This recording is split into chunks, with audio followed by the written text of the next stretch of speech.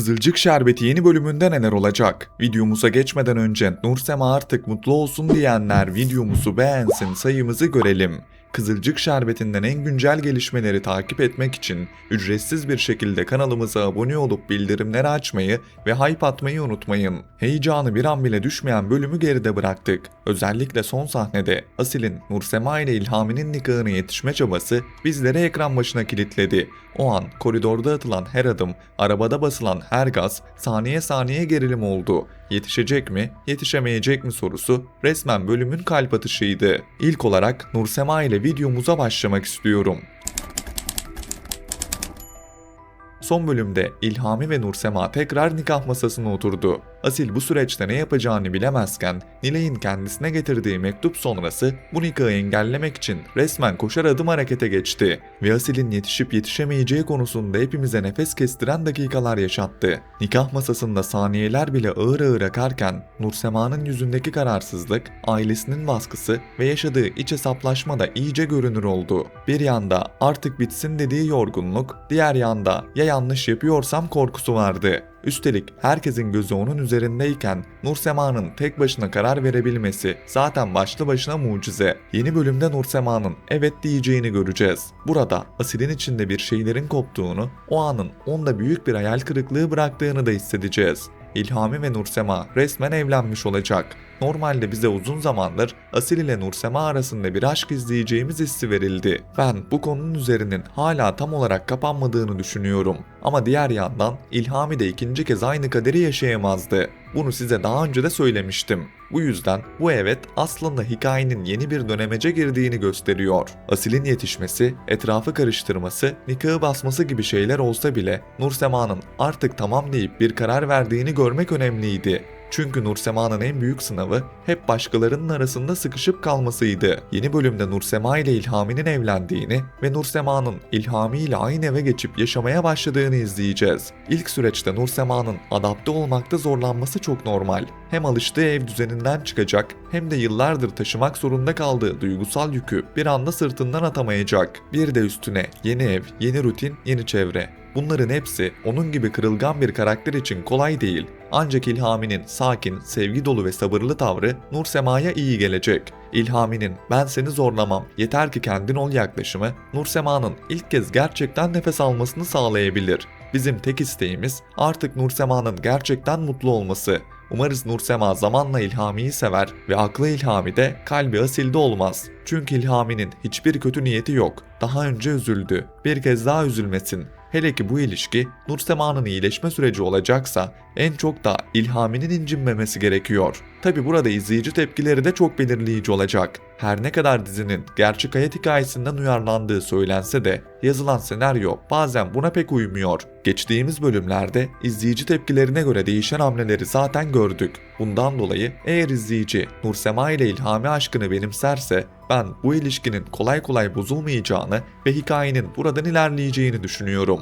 Ama bir yandan da Asil'in bu hayal kırıklığıyla geri çekilmeyip yeni bir hamle yapması, hatta Nursema'nın zihnini daha da karıştırması ihtimali de var. Asil'in kolay vazgeçen bir karakter olmadığını biliyoruz. Bu yüzden yeni bölümde ya büyük bir yüzleşme ya da beklenmedik bir itiraf görebiliriz. Yani sular durulacak gibi değil. Şimdi gelelim Ömer ve Kıvılcım'a. Ömer ve Kıvılcım son bölümde belki de şu ana kadar yaşadıkları en zor süreçlerden birini yaşadılar. Bebeklerin karıştığı ve Kıvılcım'la Ömer'in bunca zaman benimsediği, uğruna mücadele ettiği Kemal bebeğin ellerinden alınması ikiliyi resmen yıktı. Üstelik kendi bebeklerinin kendilerine verilmesi bile bu sarsıntıyı bir anda geçirmedi. Bazı izleyiciler sana gerçek bebeğin verilmiş, onu neden benimsemiyorsun diyebilir. Ama bu iş o kadar kolay değil. Sonuçta bunca zaman kucağında büyüttüğü, kokusunu içine çektiği, hastalığında uykusuz kaldığı, her gülüşüne bağlandığı bebeğin kendisine ait olmadığı ortaya çıktı. İnsan zihni böyle bir gerçeği bir saniyede kabullenemiyor. Kıvılcım'ın yaşadığı şey sadece bir alışma meselesi değil, resmen bir yas süreci. Kemal'e veda etmek zorunda kalmak, bir parçasını bırakmak gibi. Bundan dolayı Kıvılcım'ın alışması biraz zaman alacak ve yeni bölümde Ömer'in Kıvılcım'ın yanında durmaya devam ettiğini göreceğiz. Ömer'in bu süreçte desteğini bir an bile çekmemesi çok değerliydi. Kıvılcım'ın yaşadığı karmaşayı küçümsemeden, hadi geçer demeden onu olduğu gibi tutması gerçekten takdir edilesi. Yeni bölümde de Ömer'in bu olgun tavrını izlemeye devam edeceğiz. Kıvılcımla Ömer hayatlarında yeni bir sayfa açacak ve bu sefer hata yapmamaya özen gösterecekler. Birbirlerini yıpratan yanlış anlaşılmalardan, araya giren insanların etkisinden, bir anda büyüyen krizlerden uzak durmaya çalışacaklar.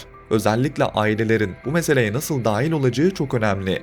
Çünkü en ufak bir kıvılcımda herkesin birbirine girdiği bir düzende sakin kalabilmek kolay değil. Tabi bunca zaman türlü badire atlatan Ömer ve Kıvılcım yine zor anlarla karşı karşıya geleceklerdir. Bu dizide kimseye uzun süre nefes aldırmıyorlar. Bu sefer önemli olan şey şu: bu zorluklar karşısında yine birbirlerinden vaz mı geçecekler? Yoksa birbirlerine sıkı sıkı sarılıp bu yükü beraber mi taşıyacaklar? Ben bu sefer onların daha güçlü duracağını, en azından Ömer'in geri adım atmayacağını düşünüyorum. Çünkü Ömer artık neyi kaybetmek istemediğini çok iyi biliyor. Kıvılcım da her şeye rağmen aile olma duygusuna tutunmak isteyecek. İkili için asıl sınav bu yeni bebek gölgesinde birbirlerini tekrar biz yapabilmek olacak. Hem duygusal hem de psikolojik olarak bu süreç onları ya daha da yakınlaştıracak ya da aradaki çatlağı büyütecek. Bunu izleyip göreceğiz. Şimdi gelelim Emir ve Çimen'e. Son bölümde Emir ve Çimen ailelerin gölgesi altında ilişkilerini sürdürmeye devam ettiler. Bu süreçte Emir'in Çimen'e hiçbir açıklama yapmadan onu yalnız bırakması Çimen'in kırılmasına sebep oldu. Ama şu gerçeği de görüyoruz. Bu ikili arasında ne zaman bir tartışma olsa, Çimen ne zaman Emir'e kırılsa bir sahne sonrasında Emir özür diliyor. Çimen de onu affediyor. Bu kısır döngüden sıkılsak da ne yazık ki bu şekilde devam ediyor. Üstelik her affediş bir sonraki kırılmanın da zeminini hazırlıyor. Çimen'in ben de yoruldum dediği anı bekliyoruz. Ama Çimen de duygusal olarak bağlandığı için geri adım atamıyor. Öte yandan yeni bölümde Salkım'ın baskısı da devam edecek. Çimen'in Elif'e yönelik yaptığı Salkım benzetmesi Salkım'ın hiç hoşuna gitmeyecek. Zaten Çimen'le uğraşmaya ara vermiş gibi görünüyordu. Ama bu laf onun için yeni bir tetik olacak ve yeniden üstüne gitmeye başlayacak. Salkım'ın özellikle Çimen'i yalnız hissettirmek, Emir'i de suçlulukla yönlendirmek gibi bir taktiği var. Bunu daha önce defalarca gördük. Çimen ise artık Emir'den net bir cevap duymak isteyecek. O an ya Salkım'ın gitmesini ya da kendisinin gideceğini söyleyecek.